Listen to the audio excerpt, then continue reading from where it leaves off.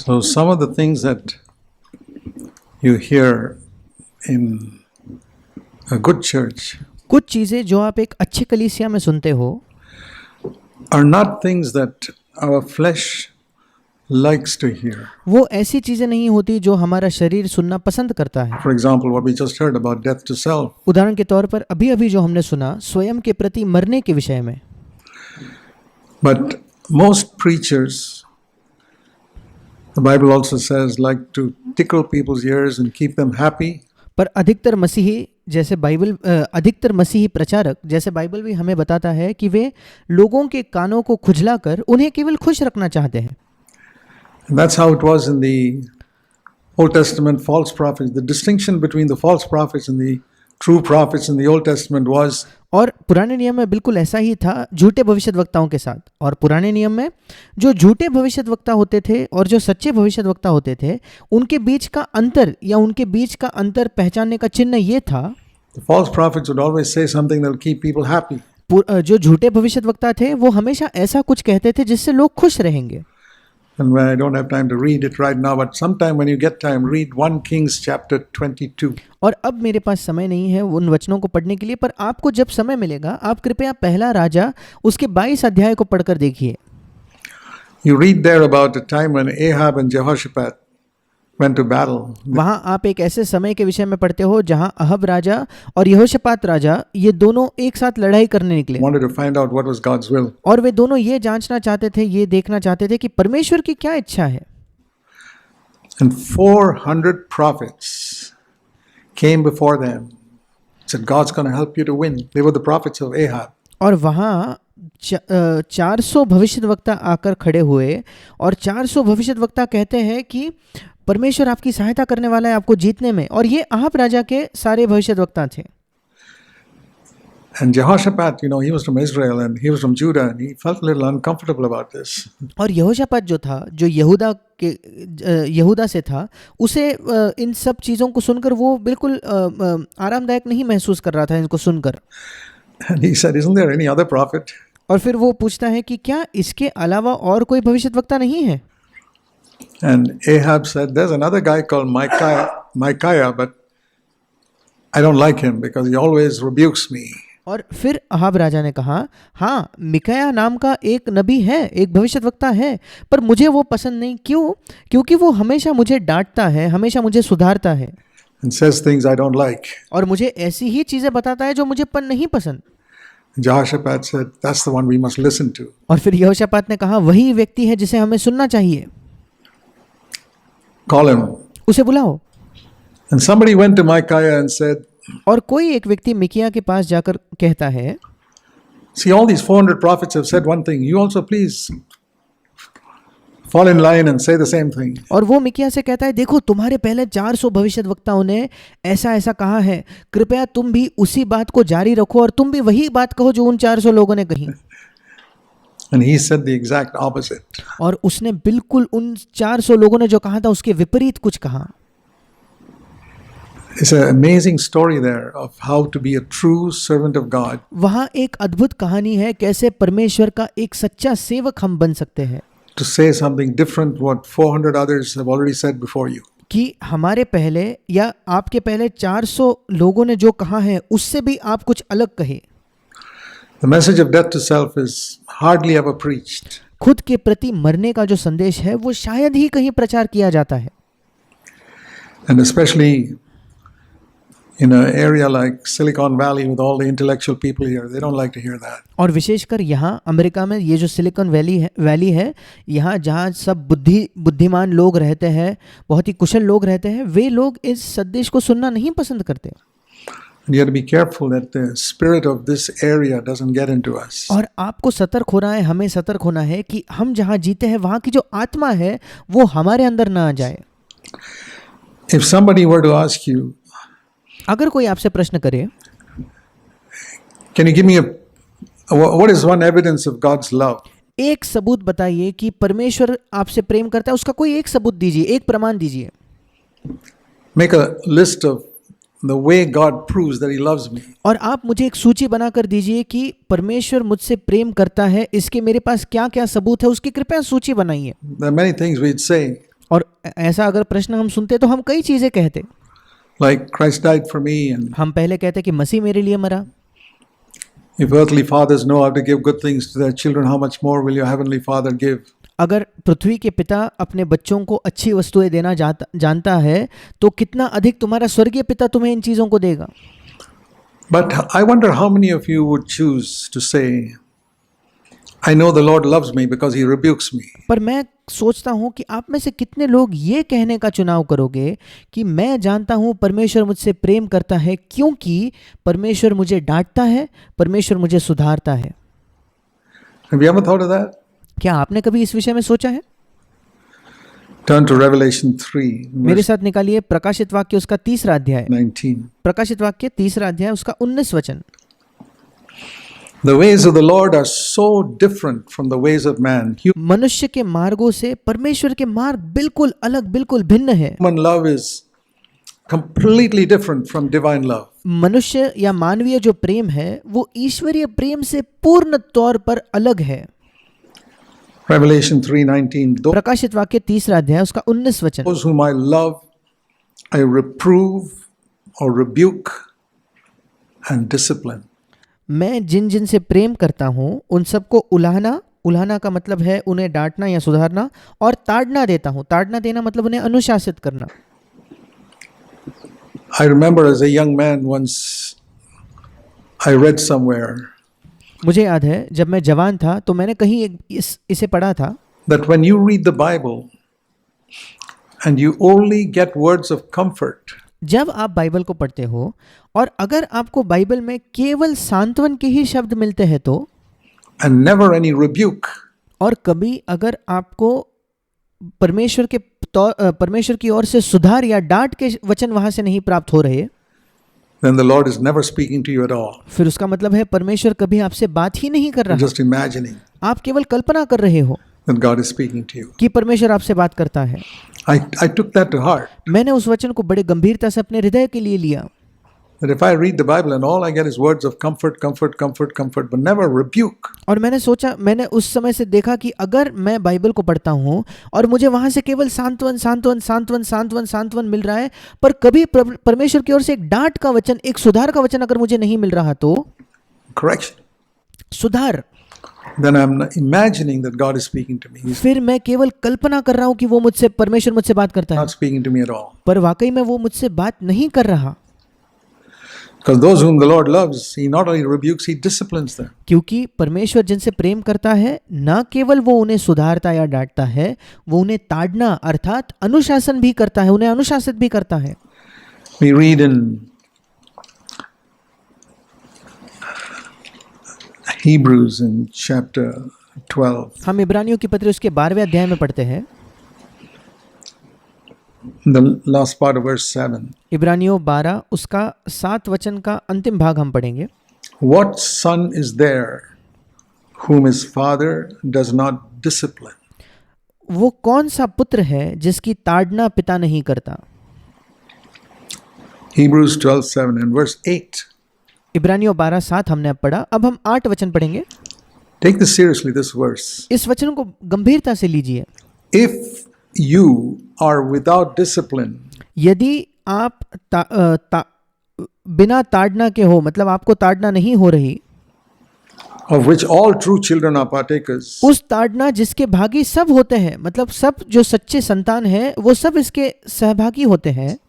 you're illegitimate children. That means you're not really born again. अगर आपकी ताड़ना नहीं हो रही तो तुम पुत्र नहीं हो, वरन व्यभिचार की संतान हो। उसका मतलब आपका वाकई में नया जन्म ही नहीं हुआ है। In plain words, one proof that you're born again is सादे शब्दों में अगर हम कहें तो आपका नया जन्म हो चुका है, इसका एक सबूत ये है that God disciplines you. कि परमेश्वर आपको ताड़ना देता है। In your life, आपके जीवन में, disciplines you when you slip up somewhere. आपके जीवन में जब आप कहीं फिसल जाते हो, परमेश्वर आपको ताड़ना देता है, आपको सुधारता है। He's very strict. He's a strict father. वो एक बहुत ही सख्त पिता है, He's a very loving father. और उसी के साथ वो एक बहुत प्रेमी पिता है, Because he wants the best for you. क्योंकि वो आपके लिए सर्वश्रेष्ठ सर्वोत्तम चाहता है। He wants you to graduate. वो चाहता है कि आप ग्रेजुएट बन जाए। with top marks. और बहुत अच्छे नंबर लाकर, बहुत सबसे ऊंचे नंबर लाकर आप ग्रेजुएट बने। And so much is dependent on the preachers who preach the word. और इतना कुछ निर्भर है उन प्रचारकों पर जो परमेश्वर के वचन का प्रचार करते हैं। What type of preachers would you like to listen to? I mean, if you go to YouTube, आप किन प्रचारकों को सुनना पसंद करोगे? सोच कर देखिए, जब आप YouTube पर जाते हो, which preachers do you listen to? किन प्रचारकों को आप सुनते हो? Most preachers would like to preach smooth words to people.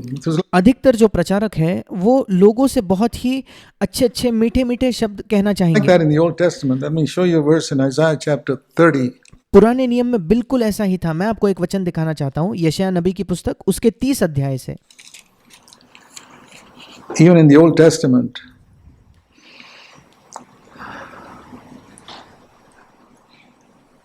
the middle of verse 9, Isaiah 30 and verse 9, the Lord says, पुराने नियम में भी यशायाह 30 अध्याय उसका 9 वचन के बीच में परमेश्वर कहता है, These are sons who refuse to listen to the instruction of the Lord. ये ऐसे लड़के हैं या संतान है जो यहोवा की शिक्षा को सुनना नहीं चाहते।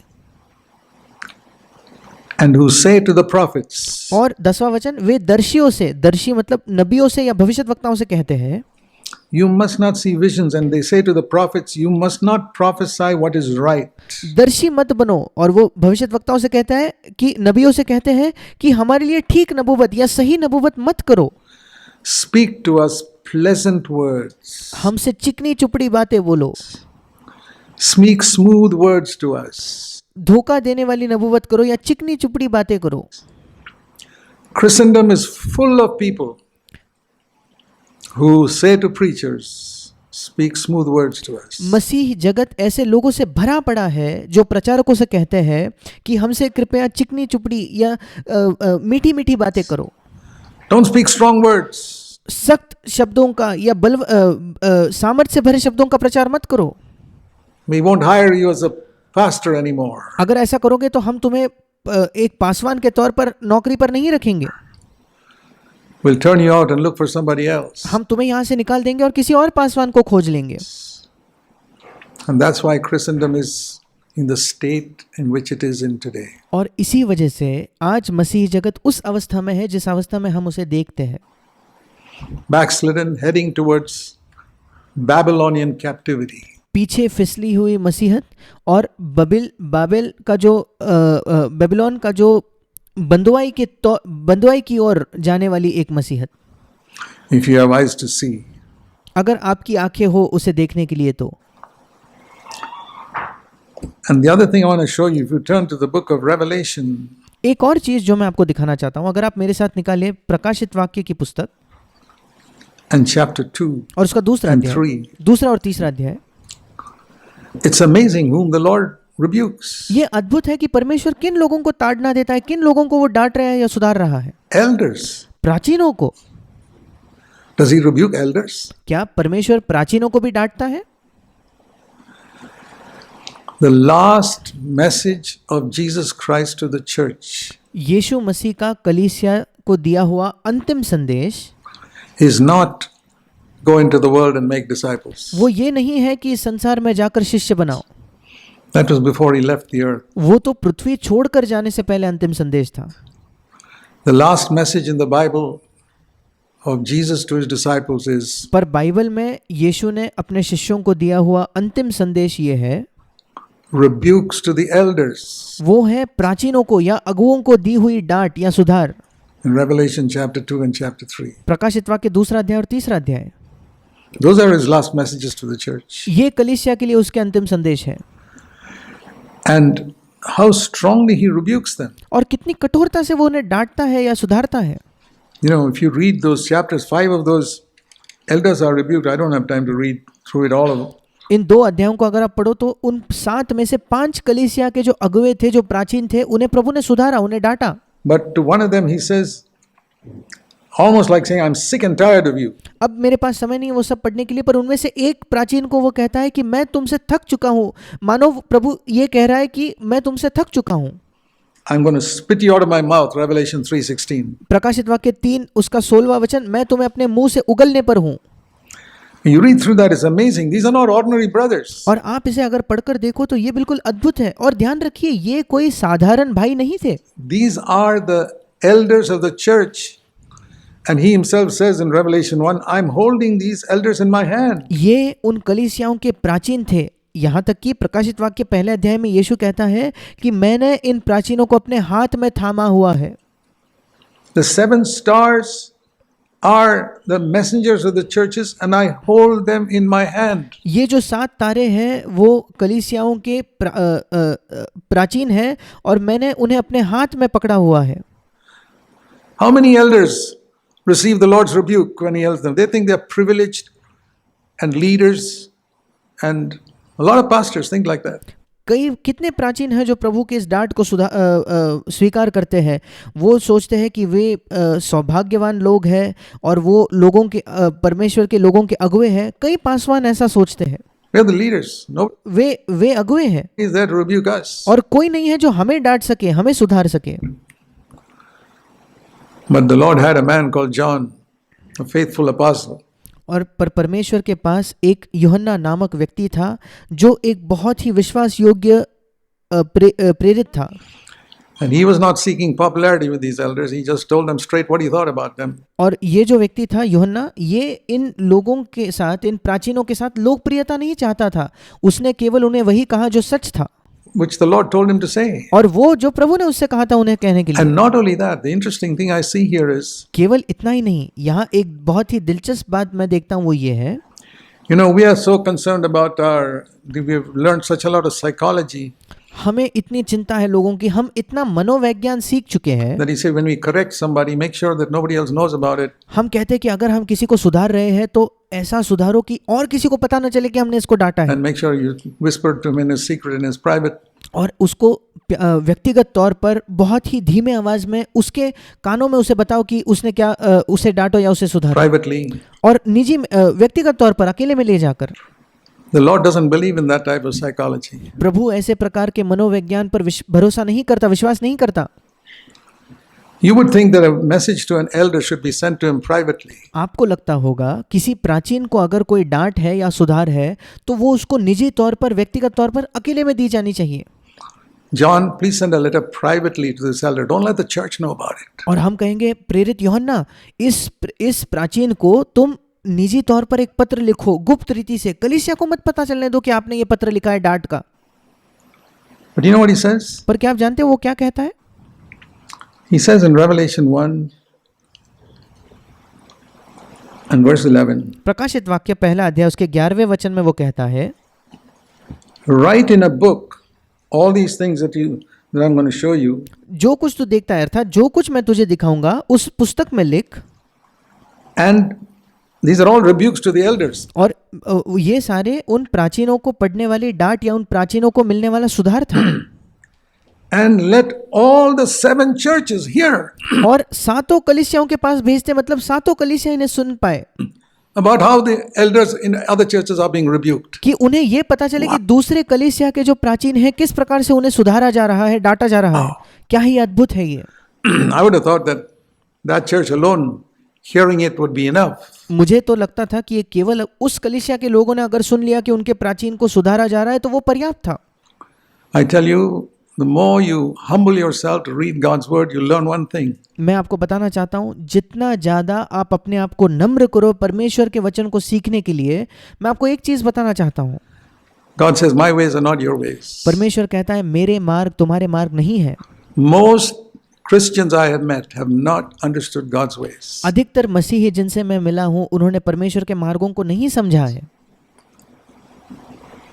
They wouldn't think of rebuking an elder and sending that message to every church in the country. वो कभी नहीं सोचेंगे किसी प्राचीन को डांटना या सुधारना और उसी के साथ साथ उस देश के सारे कलीसियाओं को वो लिखकर पत्र में भेजना। That's God's ways. ये है परमेश्वर के मार्ग।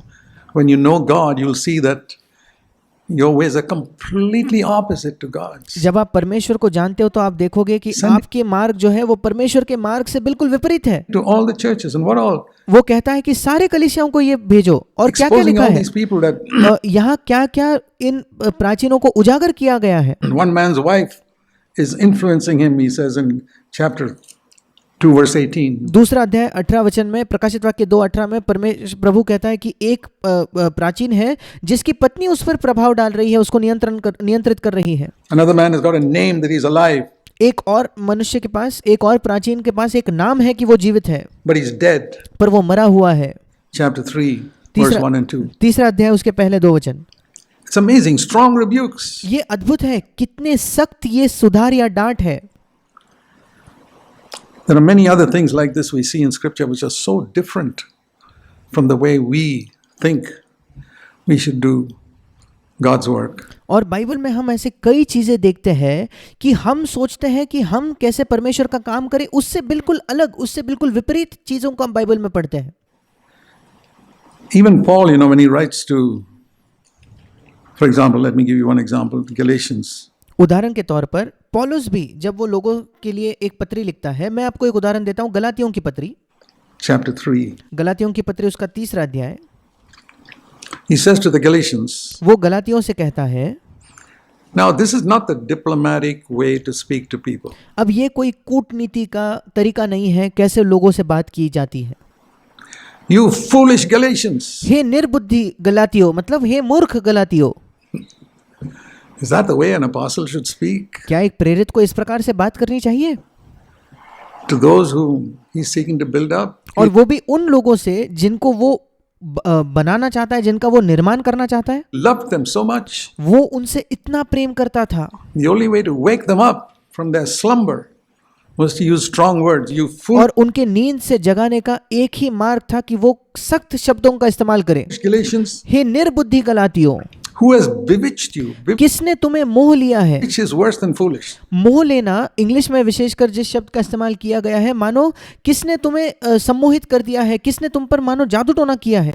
Bewitch means some demonic spell has come upon you. Imagine मोह लिया मतलब कोई प्रकार की एक दुष्ट आत्मा की शक्ति ने तुम्हें भ्रमित कर दिया है। standing up before a congregation like this and saying, कल्पना करके देखिए कि इस प्रकार कलीसिया की सभा में, कलीसिया के सामने खड़ा होना, you foolish people, और फिर उस कलीसिया से कहना, हे मूर्ख लोगों, some demonic spell has come upon you. कोई दुष्ट आत्मा का एक भ्रमाने वाली आत्मा तुम पर आ पड़ी है।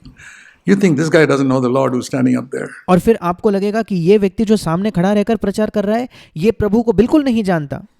By the way, it's the Apostle Paul. मैं आपको बताना चाहता हूँ वो कौन था? प्रेरित पौलुस। It's you who don't know the Lord. आप हो जो परमेश्वर को नहीं जानते।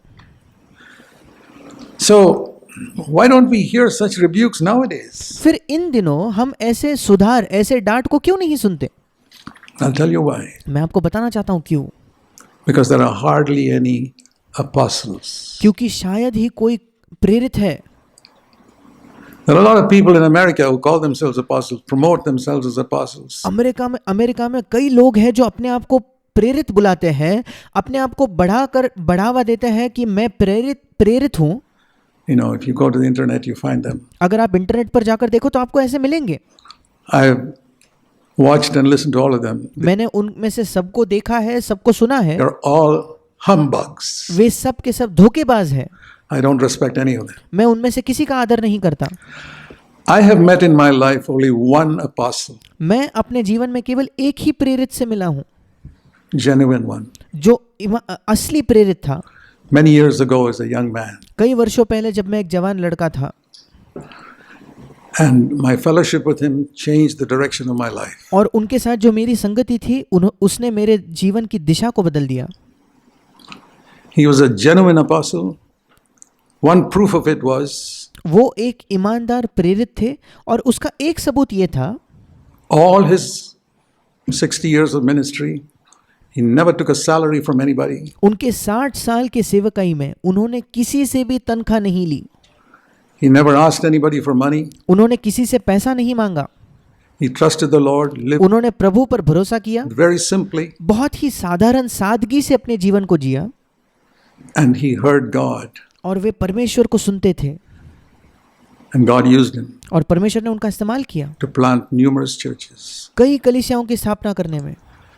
I knew him as a very young man, मैं जब बहुत जवान था तब मैं उन्हें जानता था, and I remember the day the Lord called me और मुझे याद है जिस समय प्रभु ने मुझे बुलाया to quit my job. कि मैं अपनी नौकरी छोड़ दूं, I hadn't told anybody. मैंने किसी को नहीं बताया था उसके बारे में। I was sitting alone somewhere, मैं किसी जगह पर अकेला बैठा था and the Lord spoke to me clearly from his word. और प्रभु ने बहुत ही साफ साफ तौर पर अपने वचन से मुझसे बात की। And this brother happened to be around 5 minutes later. I mean, I had met him many times previous years, but he came to me 5 minutes later and said, और ये भाई जो थे ये वही थे आसपास में, और 5 मिनट बाद वो आकर मुझसे कहते हैं, मैं उससे पहले उन वर्षों में कई बार इस भाई से मिला था, पर उस दिन वे आकर मुझसे कहते हैं, Are you thinking of leaving the Navy? क्या आप नौसेना छोड़ने का विचार कर रहे हो?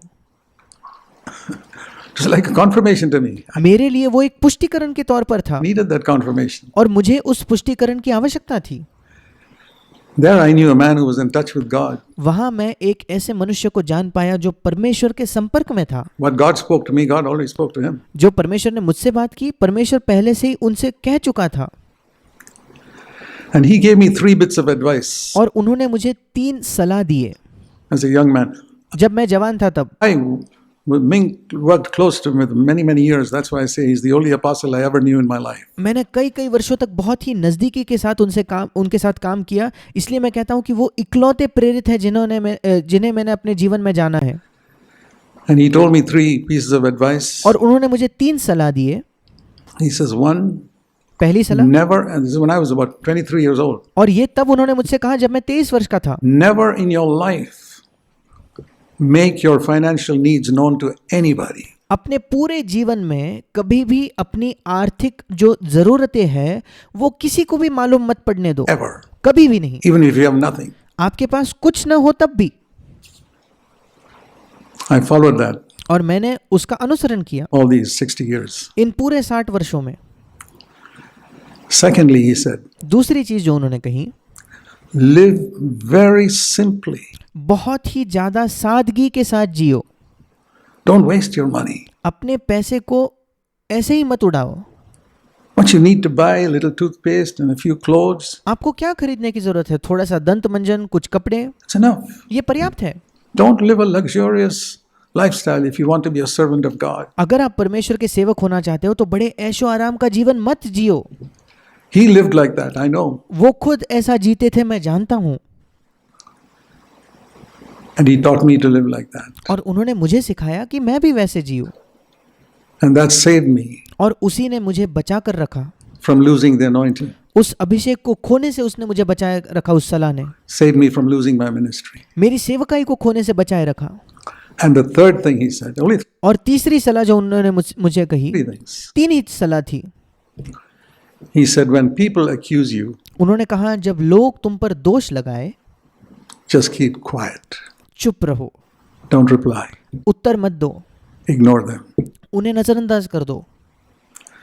I'm deeply thankful that early in my life, मैं बहुत गहराई से धन्यवादी हूँ कि मेरे जीवन में बहुत ही जल्द God allowed me to meet such a man कि परमेश्वर ने मुझे अनुमति दी कि मैं एक ऐसे व्यक्ति से मिलूं that helped me as a young Christian जिसने मेरी सहायता की जब मैं एक जवान मसीही था and serving the Lord और प्रभु की सेवकाई कर रहा था, to set the direction of my life. कि तब मेरे जीवन की दिशा को मैं निर्धारित कर सकूं। God bless you all. परमेश्वर आप सबको आशीष दे।